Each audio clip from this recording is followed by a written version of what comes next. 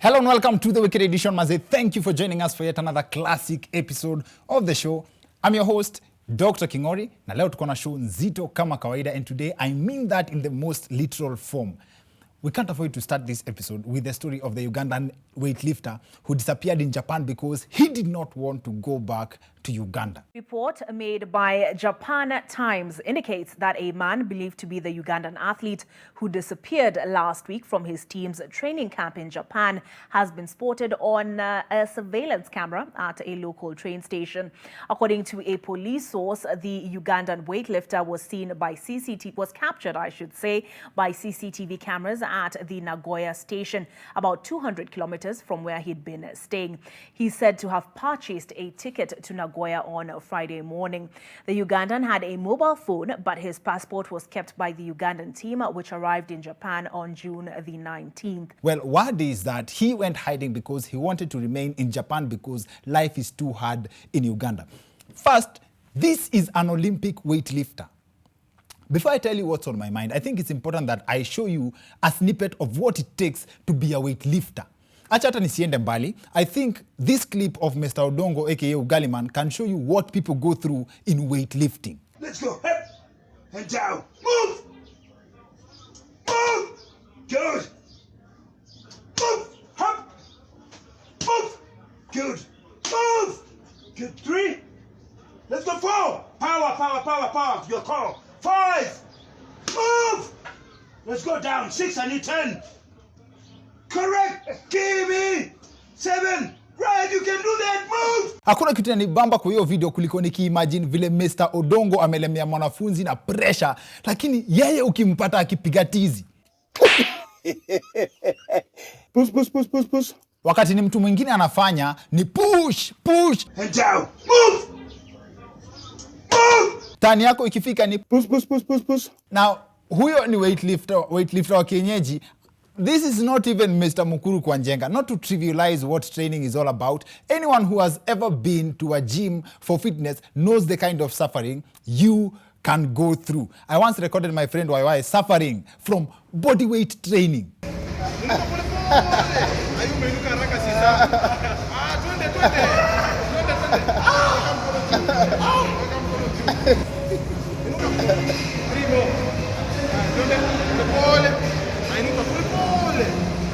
Yes, 1. 3 more to go. Pole chini. Inuka pole. Hiyo imeruka haraka sasa.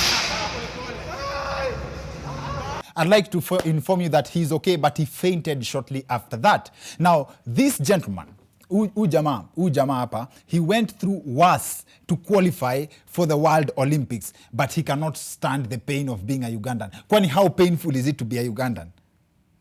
Now, judging from the news highlights of this week, being a Ugandan could be more painful than you can imagine. Na wale watu wa mkona video tuone. But of course, most of Ugandan suffering is on camera, it's on record. Uganda has reimposed a lockdown on movement through July. Transport is banned and only essential workers are allowed into the city.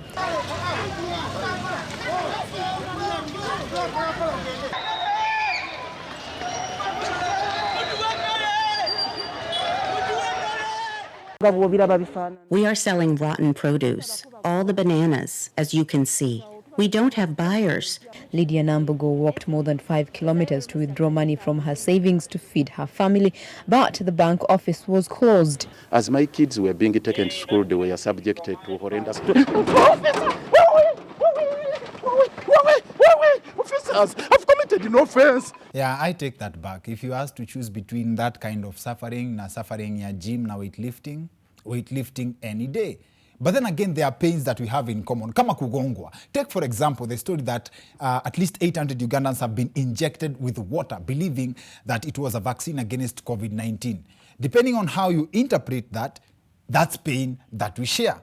I say depending on your interpretation, because that story is good or bad news depending on how you look at it. You know, for a landlocked country like Uganda, having 800 people injected with water means that the country now has over 800 new water bodies. Now, jokes aside, unaweza pata wale wasi wali-administer hiyo vaccine huko UG, walisikia watu meza dawa na maji, wakaamua kuwapea maji kwanza wakingoja dawa. In other news, an oil tanker exploded in Malanga area on the Kisumu-Busia road last Saturday, and several people lost their lives in the tragic accident. Our sincere condolences to the family, Maze. May God grant them comfort. Now, this is not the first time such an incident is happening, and it breaks my heart that from the look of things, some Kenyans are still willing to risk their lives despite the sad experiences in the past. Can you imagine that barely a week after the tanker accident in Malanga, another oil tanker was involved in an accident? But the good news in this case is that no one was hurt because the police had to camp at the site to stop Kenyans from siphoning fuel from the tanker. I know haters will say that this is how hard or how committed the government is to avoid making petrol accessible to Kenyans, which is true in another context. But in the context that we are talking about, what does that say about the Kenyans? Wase wa mtaa najua watachemka wakisikia ati makarao walitoa Wakenya mafutani. Now on this, we are with the police. That said, we have a great show lined up for you. Our guest for this episode is a renowned gospel musician, a music director, a fashion designer, na zaidi ya yote, she's a serious worshipper. Zaidi ya yote, utabaki kuwa Mungu, Alpha na Omega, ubadiliki kamwe. Alpha na Omega. Don't you feel blessed already? Well, na bado maze. Evelyn Wanjiru is in the house. Thank you very much. I'm honored to be here today. Karibu sana. Asante. Well, maze, we brought Evelyn leo atusaidie kuchampua conversation fulani we picked from a story carried by the Daily Nation asking whether it's time for churches to start paying worship team members. Hawa to praise and worship. Na wajua injili wangwe kweli kweli. Now, this was a story done by Sylvania Ambani, and we felt that it makes for a very good topic on the show, and we'd also very much appreciate your contribution on the same. Now, point of clarification hapo lakini, I have to clarify this. Nikisema contribution, najua siku hizi hiyo jina mko na very interesting relationship nayo. Mtu akisema contribution, watu wengi akili inakimbia kwa camera, tripod na tu lights tuwili. Hapana mazi, relax. By contribution in this case, I mean give us your feedback on #TheWickedEdition, wadau wa Facebook, page kubwa. Mnajua vile sisi ufanya. Tarisheni my points because Evelyn Wanjiru joins us on the other end of this short commercial break for that and more. See you guys in a bit. Hi, I'm Dr. Kingori. There's something I'd really love to show you around this place.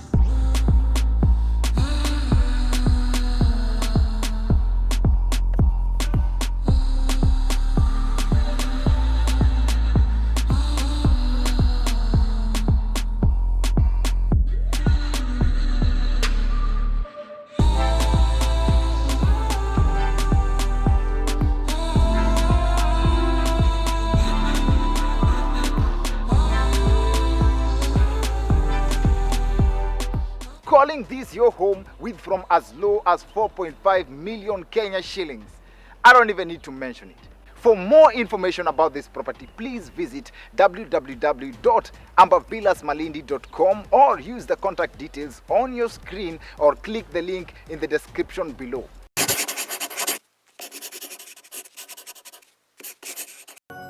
Welcome back to The Wicked Edition. I'm Dr. Kingori. Show nzito kama kawaida, niliwaambia from the start. Na mnajua ni kwa nini? Sasa this time round is a different form of literal definition. Guest wetu wa leo ni mtu wa injili. Injili imekamata na injili inapigwa sana. Na there is a lot you can talk about when it comes to mambo ya gospel. But this conversation ya leo is about whether watu wakiserve kwa kanisa, they need to be paid. Like when the church has professionals, are you serving God? Ama saa ingine ni wewe uko job. And we couldn't think of a better person. One of the best people we could get for this conversation ni one of our favorite gospel artists. Evelyn Wanjiru is in the house. Karibu sana. Thank you very much. Uko fiti?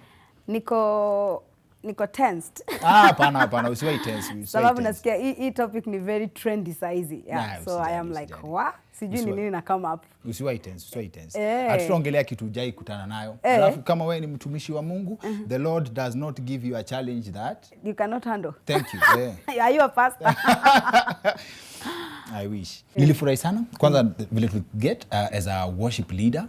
Na worship leader inamaanisha umeweza kufanya kazi katika roho. Okay. Sindio? Yes. Like watu wakisema tuenende katika uwepo wa Bwana, you can't be a worship leader bila kwenda katika uwepo wa Bwana. Yeah. Maybe I would and I would like to pick your mind on a video. Yeah, something that happens ile ya uwepo wa Bwana iki happen ita inform this conversation mahali when it comes to how people relate na levels za injili. And I like to show you a small video. You may have seen it but for the sake of kama hujaiona na any of our audience members mejaiona, I'd like to pick your mind. Just watch it and tell me what you think. Yesu Kristo wa Nazareth. Kwa damu ya Yesu Kristo wa Nazareth. Kwa damu ya Yesu Kristo wa Nazareth. Fire, fire, fire, fire, fire. I fire you. I fire. Choma kwa moto. Piga kila roho zote na giza. Kwa damu ya Yesu. Fire, fire. Fire in the name of Piga kwa moto. Kwa damu ya Yesu Kristo wa Nazareth. Moto, moto, moto, moto, moto, moto. Moto, moto, moto, moto, moto, moto, moto. Moto, Kristo, moto, moto. We. In your experience dealing with the devil, because as a worship leader, something tells me meet. If you look at a clip kama hiyo kwa context ya injili, hapo ni Holy Spirit alimwachilia ama ni shetani alikuwa kichwa ngumu? Kama shetani alikuwa kichwa ngumu kidogo, alikuwa anataka kutoka, akaamua na mimi tupambane na wewe vile zinakam. Yes. Si story na hizo levels of connecting with God. Unajua sometimes ukweli ya Mungu, devil yuko, shetani yuko, and those spirits are there and they are real. And that's why you see sometimes unaona mse ameenda sijui village, ametoka huko amerogwa na wanasema ati hajarogwa, amerogwa na mapepo ametumiwa. It is true, these things are there. But also I will say unaweza fikiria ati hakuna shetani yako, na shetani ni real. And that's why the Bible says the devil comes to steal, kill and destroy. And so when he destroys, he destroys completely without leaving anything. And I make sure wewe umepagawa, hakuna mtu anataka kuassociate na wewe, hauna anything. And so this, I don't know about hapo kwa huyo mama venye alikuwa anajaribu kupigana karata, but I know one thing, the devil is there and it is real. Demons are still at work. So that was the devil resisting arrest. Na ukiangalia, the reason why I asked you that question is, kuna siku nilianguka out of guilt. Ayo, ulianguka? Out of guilt. Umeanguka watu wakiombewa kwa church? Nimeshaanguka. Ulianguka out of guilt. Wewe kwa nini niambie story yako kwanza alafu nikuambie. Wewe niambie, ndio umesema ulianguka wa kwanza, mimi nimesema umekaniuliza. Wewe niambie kwa nini ulianguka. Mimi watu wanaombewa. Mpaka watu wa senior kunishinda wameenda wakianguka. So niko kwa line, naona kila mtu anaenda akidrop, so nikibaki kama nimesimama, Mungu ataona mimi ni kichwa ngumu, unajua? I also wanted to know this experience. What happens? So vile pastor alikuja akanishika hivi, nikasema twende. So shida ni wakati nilikuwa hapa chini, I did not know what to do. I did not know when to wake up. I did not know that it's time, like you're done with the spirit. I tried to shida ndio nakwambia, the problem is I fell because nilianguka out of guilt. Wengine wote wameanguka. Nilianguka juu ya inaitwaje, peer pressure.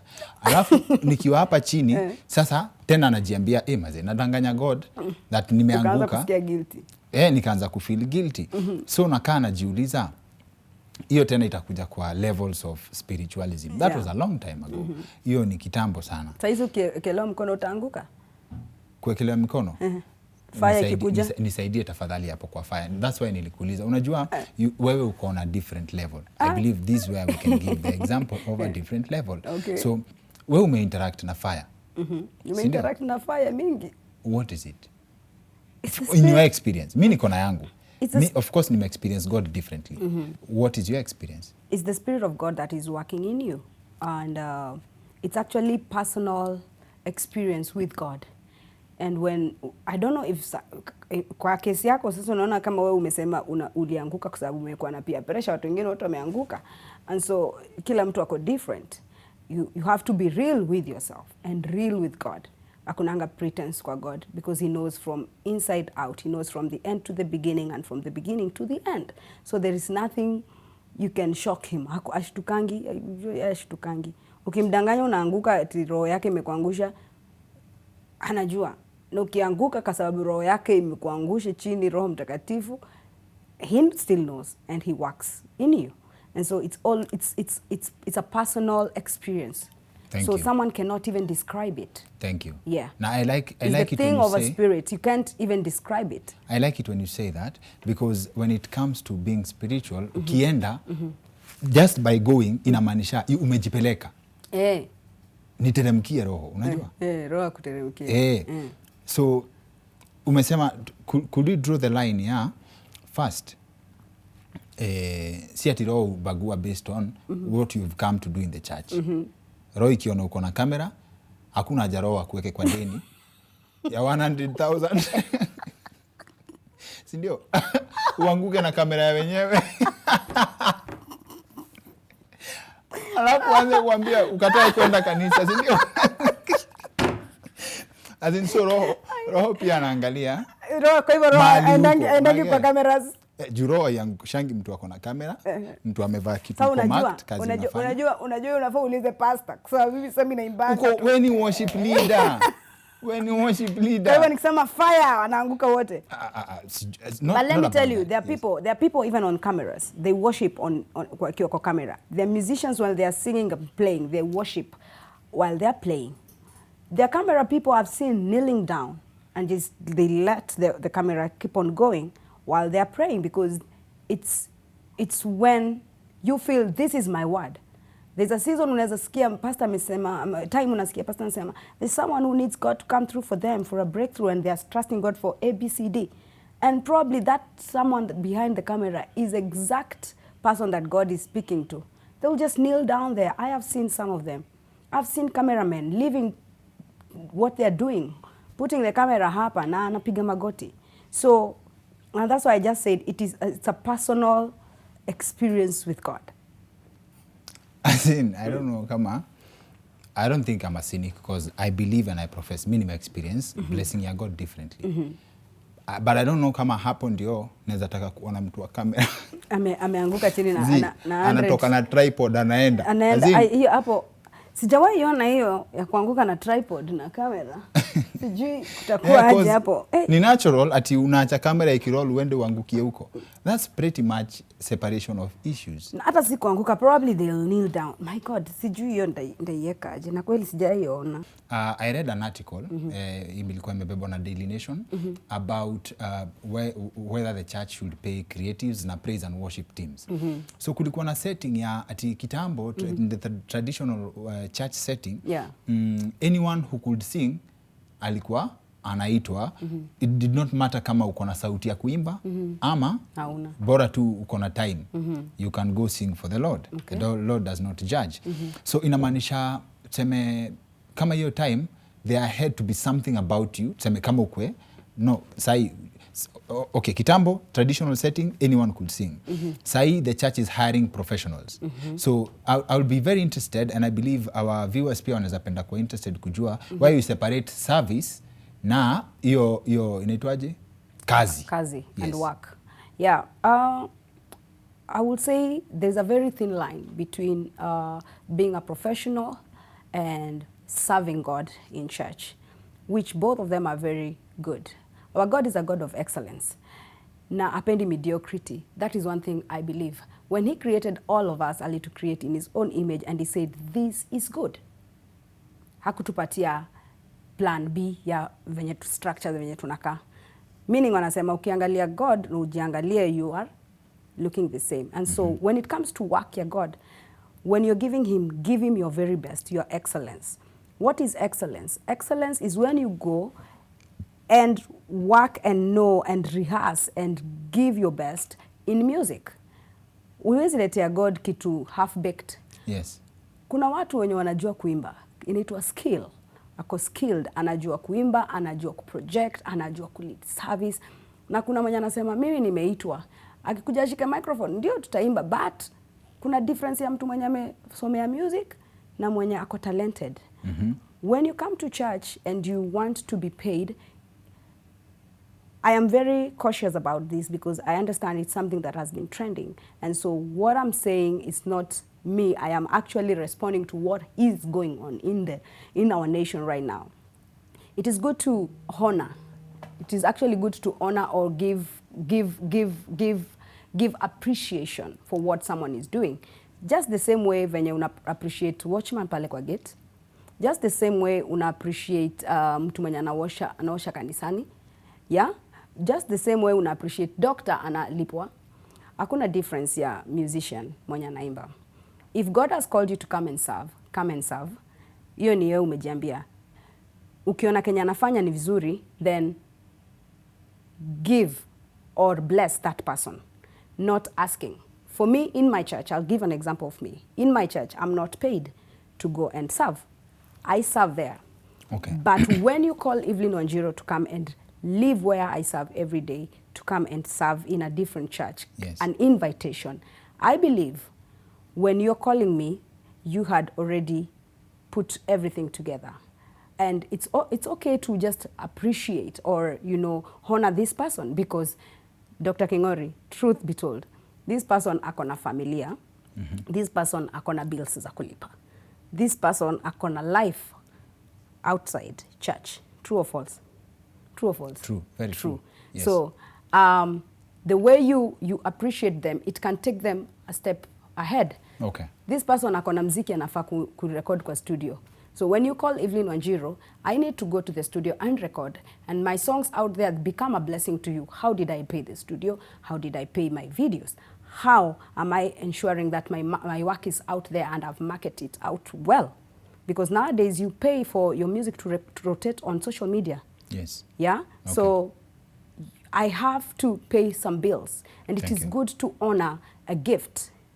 And I think it's right now it's quite sensitive even to speak about it, but it is okay to let people know these people need also to be appreciated because they have a life to live. Thank you. I like the fact that you say that when you're in your church, you serve. Yeah. Right? Yeah. When you go to another church, kuna vile wamejipanga. So I'm thinking, the God of your church is the same God upande wa pili wa studio. Very true. Very true. Very true. It's the same God. But you see, this is where I serve. This is where I am. It's not about being nourished. This is where I am fed spiritually, and this is where I get lots of rebuke. I am serving under leadership. I have a spiritual covering. This is where I've decided to submit. Yes. Umenielewa? Yes. This is where I've decided to submit. And where I submit is like when I go to my house. I will not tell my husband, unajua mimi ni Evelyn Wanjiru. But when I go to someone else's husband, they will not someone else's.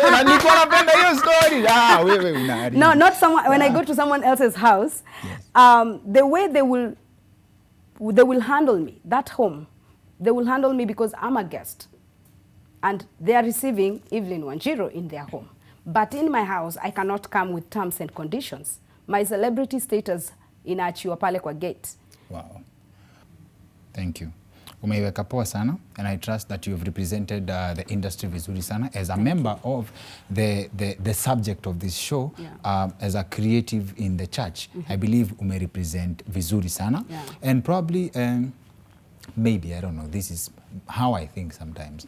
Labda musicians wanaambiwa nyinyi msilipe tithe, si ndio? Well, we pay tithe. Unless but as payment unaweza ambiwa pastor wewe usilipe tithe. Pastor kwambie ngoma umetuanga leo iko sawa wewe, you can keep your money. No. I think you pay tithe where you serve. You don't pay tithe where you don't serve. Okay. Sawa mazee. Asante sana. Yeah. Asante sana kwa kukaa show yetu ya leo. Would I say something before up backwards kidogo before we close? Yes. I think it's important to know even the reason why you're serving. The reason why you're serving. Yes. Are you serving to be paid? Are you serving because you want to serve God? So that you have to be sure of what you're doing. Have to so have for a me, clear distinction. Yeah. Are you serving to be paid? What is your purpose? What is your reason? What is your motive? Those three things. Okay. Yeah. Asante, that's a very important point. It's a very important point. And I think this conversation has taught me one thing. Not everyone is singing to go to heaven. Like, si kila mtu anaenda church ati, ni aje, praise God. Yeah. It's a very important point that I've learned. Now, it's a very important thing that We do. I don't know how much sins will be forgiven for the people who sing, because there is a part they played in the service to the Lord. Yeah. Sindio? Okay. Mazia, asante sana, asante Thank sana. you, When thank good vibes, napenda energy yako sana, sana, sana, sana. Asante. Asante. Thank you. Karibu tena na tena. Thank you. That's it for the weekend edition. See you next week. My name is Dr. Kingori.